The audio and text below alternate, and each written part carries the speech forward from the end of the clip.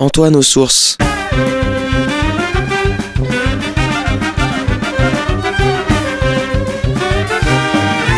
Une émission présentée par Jean-Marie Alafort.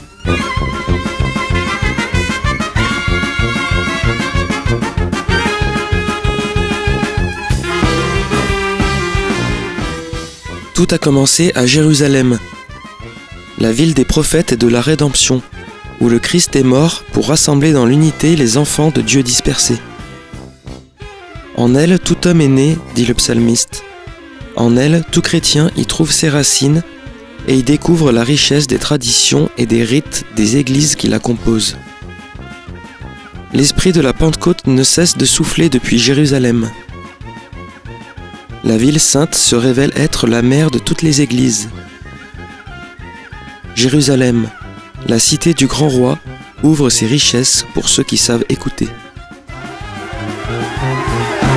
Dans le cadre de notre série d'émissions sur les épîtres pastorales, nous commençons cette semaine la lecture de la deuxième épître de Paul à Timothée.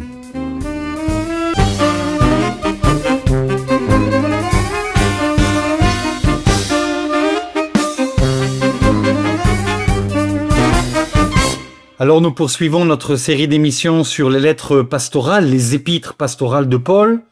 Nous avons donc dans les émissions précédentes commenté et lu ensemble donc la première épître à Timothée. Nous allons maintenant commencer donc cette semaine la lecture de la deuxième lettre de Paul à Timothée, qui est beaucoup plus courte et qui est aussi une lettre beaucoup moins théologique, beaucoup moins pastorale et beaucoup plus personnelle. Là, on va découvrir que Paul s'adresse véritablement à son ami avec énormément de détails extrêmement intéressants qui montrent encore une fois l'humanité de Paul. Bien sûr, Paul ne peut pas, j'ai envie de dire en bon apôtre, ne pas donner des instructions à son disciple. Mais c'est vraiment un genre de lettre que l'on peut dire donc presque intime. C'est une lettre intimiste. Contrairement à toutes les épîtres de Paul, il y a ici donc Paul se dévoile complètement et nous décrit sa situation dans laquelle il se trouve. Alors, on va essayer premièrement de cadrer du point de vue historique cette deuxième épître à Timothée. Vraisemblablement, d'après tout ce que l'on peut connaître, et c'est ce que disent la plupart des exégètes aujourd'hui, c'est la dernière épître de Paul. Paul se trouve donc en prison. C'est le deuxième emprisonnement de Paul donc à Rome. Le premier nous est connu par les Actes des Apôtres. Mais nous savons très bien que dans les Actes des Apôtres, Paul était prisonnier, mais pas enchaîné. Il avait un appartement, il avait un garde, mais il pouvait recevoir donc, etc. Donc nous parlons ici d'un second enchaînement, d'un second emprisonnement, où là Paul va le dire lui-même dans cette épître, où il souffre, il est enchaîné.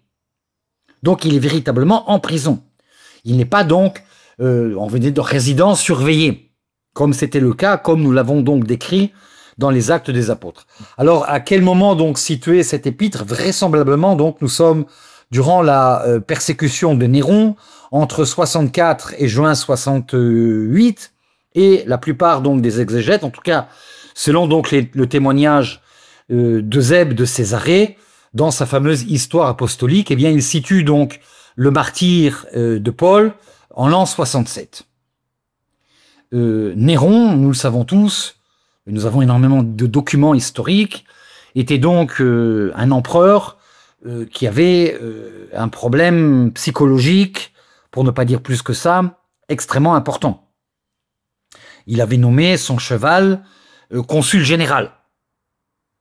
Donc, il souffrait de maladie mentale et la persécution des chrétiens, pour lui, était donc une sorte d'exutoire, n'est-ce pas, de sa propre folie. Donc, Eusèbe de Césarée, qui va décrire dans son histoire ecclésiastique donc les premiers moments de l'Église apostolique, j'ai envie de dire, eh bien, nous dit donc que Paul est mort donc en 67. Ce qui correspondrait assez bien, finalement, quand on lit le texte de la première épître, de la seconde lettre pastorale donc à Timothée, on est parfaitement dans ce cadre historique. On voit que Paul, ce n'est pas donc l'arrestation que nous avons connue dans les Actes des Apôtres, où Paul était respecté comme un personnage, comme un maître, comme un rabbin. Mais là donc, il est vraiment traité comme un prisonnier de droit commun, criminel. Et il y a des détails qui ne trompent pas, nous allons les lire ensemble, pour donc voir que cette lettre est finalement très très personnelle, et il va le dire, et nous allons lire ensemble, qu'il a fini sa course. Donc il sait qu'il va mourir. C'est vraiment la dernière épître de Paul, d'une certaine façon, parce que Paul nous dit donc, il a fini sa course. Donc il sait qu'il va mourir, et dans cette épître, il va demander donc à son ami, Timothée, de venir le voir. Parce que Paul veut revoir donc, avant de mourir, son disciple et son ami. Donc nous sommes ici dans un contexte très personnel.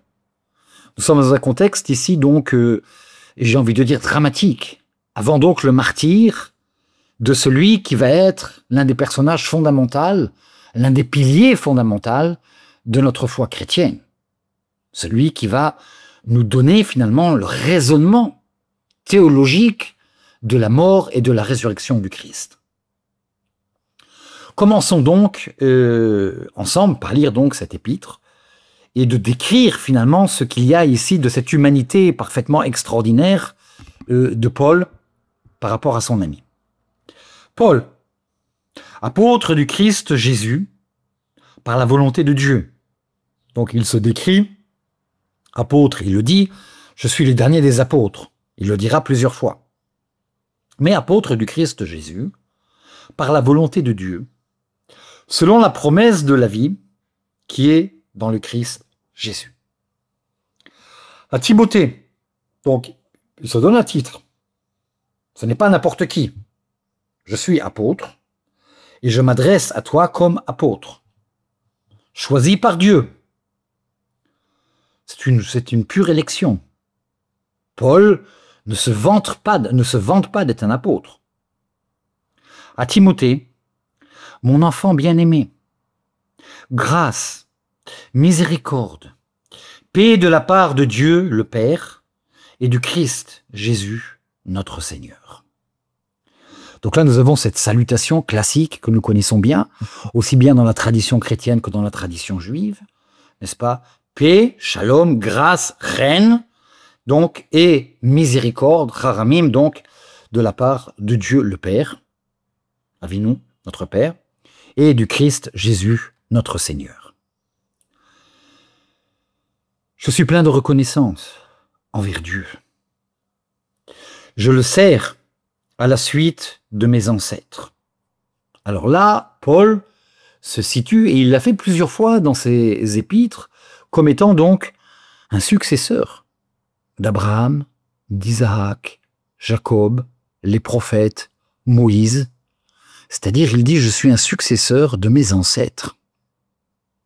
Quand il parle ici des ancêtres, il faut donc revenir, si vous voulez, à la terminologie hébraïque. Il parle ici des avot, les pères, le mérite des pères. Dans la tradition juive, il y a cette notion extrêmement forte que nous sommes dans la continuité. Nous n'inventons rien. Nous nous insérons dans la continuité donc d'une tradition. Et Paul dit, en reconnaissant Jésus comme le Messie, en reconnaissant Jésus comme le Messie d'Israël, eh bien je m'inscris dans cette tradition. Je sers à la suite de mes pères, avec une conscience pure, lorsque sans cesse, nuit et jour, je fais mention de toi dans mes prières.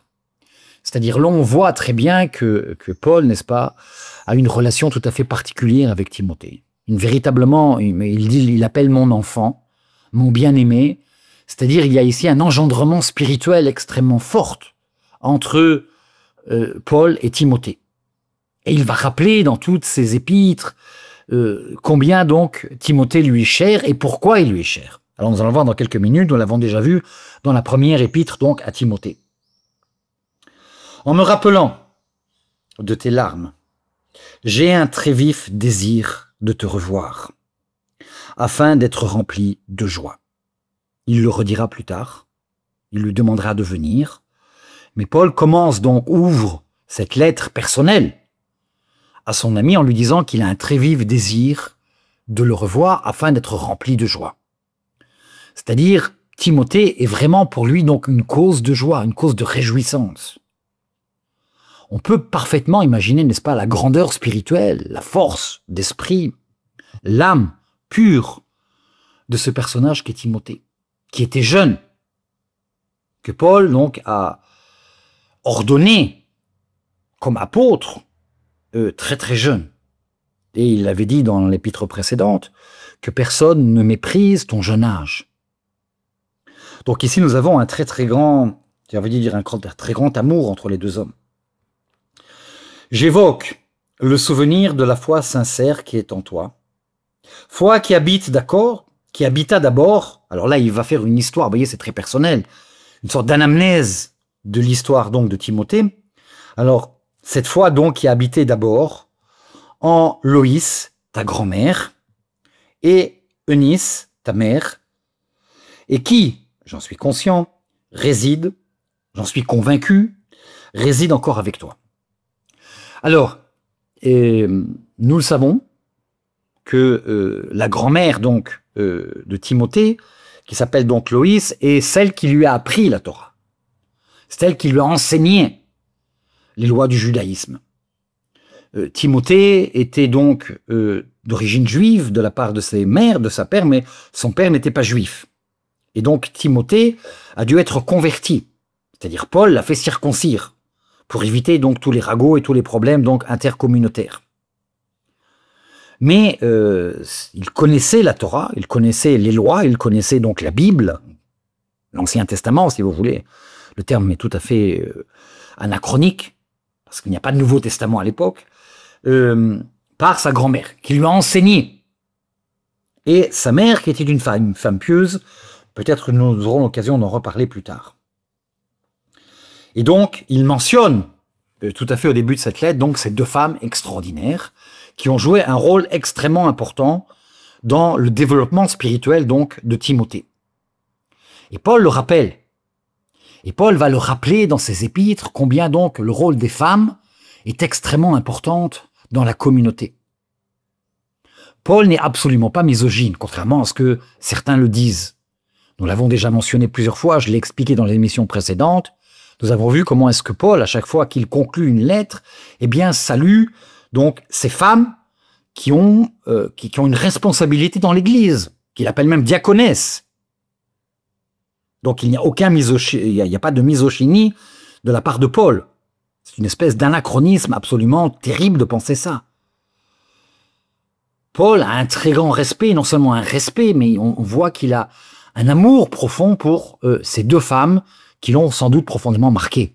Pour qu'il le mentionne ici dans cette lettre, c'est que ces deux femmes, particulièrement sa grand-mère, l'a particulièrement marqué. Une femme de foi, une femme absolument extraordinaire. Dans la tradition juive, ce sont les femmes qui transmettent la foi. Est-ce qu'à l'époque, la tradition rabbinique qui va être ensuite mise en place à l'époque talmudique existe déjà, on ne le sait pas encore. C'est un peu difficile de le dire, les historiens ne sont pas d'accord. Mais vous savez que la judéité passe par la femme et non pas par l'homme. Et alors peut-être au premier siècle, ce n'était pas sûr du tout. On n'a pas de confirmation que c'est une tradition qui nous vient donc de la tradition rabbinique. Et la tradition rabbinique va être mise en place donc à partir du 2e, 3e siècle après Jésus-Christ. Mais nous voyons ici déjà donc se profiler, et Paul se situe finalement, il l'a dit plusieurs fois. Il a étudié au pied de Gamaliel, qui est donc un rabbin de la tendance donc pharisienne. Pharisien au sens fort du terme. Et par conséquent, donc, on voit ici que le rôle de la femme au niveau de la transmission de la foi est extrêmement important. C'est la femme qui transmet la foi. Ceci est extrêmement important. Et aujourd'hui, dans la tradition juive, c'est la femme qui transmet la judéité. On ne peut pas se tromper. L'homme, on peut se tromper, mais la femme, on ne peut pas se tromper. Continuons le texte. C'est pourquoi je te rappelle d'avoir à raviver le don de Dieu qui est en toi, depuis que je t'ai imposé les mains. Alors il revient, n'est-ce pas, sur ça, de façon, nous l'avons déjà vu dans la première épître de Timothée, il va le rappeler encore dans les Actes des Apôtres, et il le rappelle encore une fois ici, c'est moi qui t'ai imposé les mains. C'est-à-dire, c'est moi qui t'ai fait rentrer dans le collège des anciens. C'est-à-dire, j'ai une responsabilité spirituelle. Ce n'est pas seulement pour s'enorgueillir, mais Paul dit à son ami, qui est aussi son disciple, eh bien, j'ai une responsabilité spirituelle envers toi, puisque c'est moi qui t'ai imposé les mains. C'est moi qui t'ai fait rentrer donc dans le collège des apôtres. On dirait aujourd'hui dans le collège épiscopal. Donc, de raviver la foi qui est en toi. Il nous faut toujours raviver la foi qui est en nous, ne jamais oublier cet instant fondateur où nous avons été choisis, où nous avons été bénis, où nous avons été donc institués pour une mission particulière. Car ce n'est pas un esprit de peur que Dieu nous a donné, mais un esprit de force, d'amour et de maîtrise de soi. N'aie donc pas honte de rendre témoignage à notre Seigneur, et n'aie pas honte de moi, prisonnier pour lui. Alors là, Paul explique sa situation. N'aie pas honte de moi, qui suis prisonnier pour lui. Donc Paul le déclare ici, nous savons maintenant qu'il est donc en prison. Il n'est pas en captivité, il est en prison. Le terme grec est très clair. Il n'est pas en résidence surveillée, comme c'était le cas donc dans sa première captivité dans les Actes des Apôtres. Il est véritablement prisonnier pour le Christ. Mais souffre avec moi pour l'Évangile, comptant sur la puissance de Dieu qui nous a sauvés, et par son saint appel, non en vertu de nos œuvres, mais en vertu de son propre dessein et de sa grâce. Là, Paul revient sur un thème fondamental qu'il va développer durant toutes ses épîtres théologiques, que c'est le don de Dieu qui est gratuit. Ce n'est pas parce que je suis bien, parce que je suis bon, parce que je suis un homme extrêmement avec de bonnes œuvres que je suis choisi par Dieu. Le don de Dieu est purement gratuit. Ce n'est pas à cause de mes bonnes œuvres que j'ai été choisi. Là, il reprend un thème profondément juif que nous avons déjà développé des dizaines de fois. Donc, je n'ai pas à revenir sur cette question-là, mais c'est vraiment donc cette gratuité de la part de Dieu. N'est-ce pas? Le don de Dieu est gratuit. Cette grâce. Grâce en hébreu, c'est aussi la gratuité. Ren, rinam. C'est le même mot en hébreu. Gratuit et grâce, c'est vraiment donc la même racine en hébreu. Cette grâce qui nous avait été donnée avant les temps éternels dans le Christ Jésus a été manifestée maintenant par l'apparition de notre Seigneur Jésus-Christ.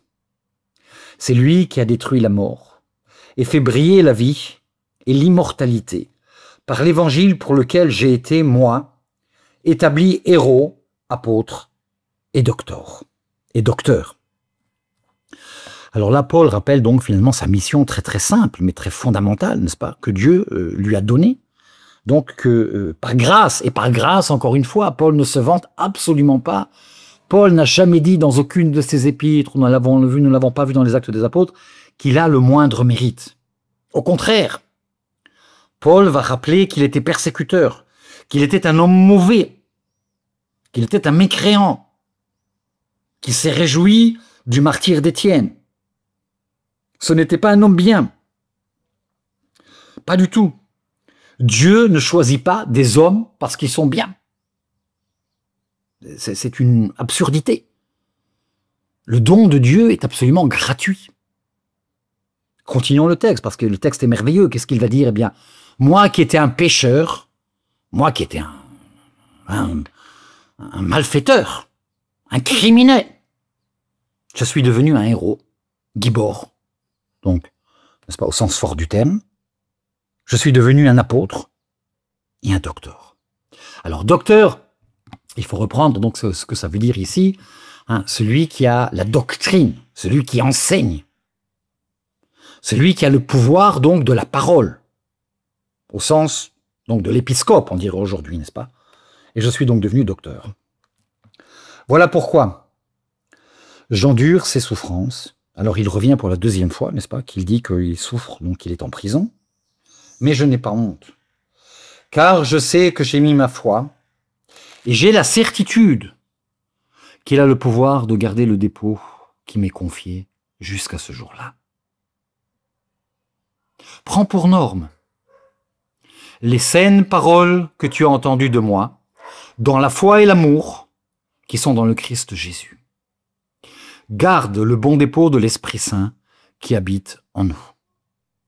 C'est-à-dire, Paul donne ici le conseil extrêmement simple, mais extrêmement fondamental à son ami, à son apôtre, de garder. C'est-à-dire, ici c'est un terme, c'est une expression hébraïque, n'est-ce pas, qu'on appelle shmor, shamor. Garder donc le dépôt qui est en nous, garder cette tradition. Garder ce que nous avons reçu, c'est notre mission de chrétien. Nous avons reçu une grâce et nous devons la garder. Nous devons la cultiver.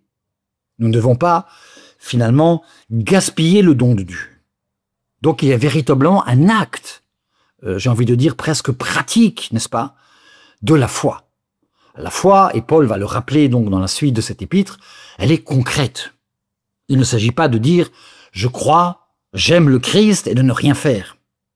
Ici, il y a véritablement donc cette force spirituelle de la part de Paul qui nous montre combien donc la parole de Dieu dans la foi et l'amour qui sont dans le Christ Jésus. Garde le bon dépôt par l'Esprit qui nous habite. Donc l'Esprit Saint, n'est-ce pas, est celui qui nous permet de garder donc ce dépôt de la foi. Et nous devons donc rester dans cette perspective et dans cette manifestation de l'Esprit en permanence. Alors, nous continuerons la semaine prochaine cette lecture donc de la première épître à Timothée et nous allons voir comment est-ce que Paul va décrire finalement de façon très précise sa situation donc à Rome quand il est donc en captivité. C'était Antoine aux Sources. Une émission présentée par Jean-Marie Alafort de Jérusalem.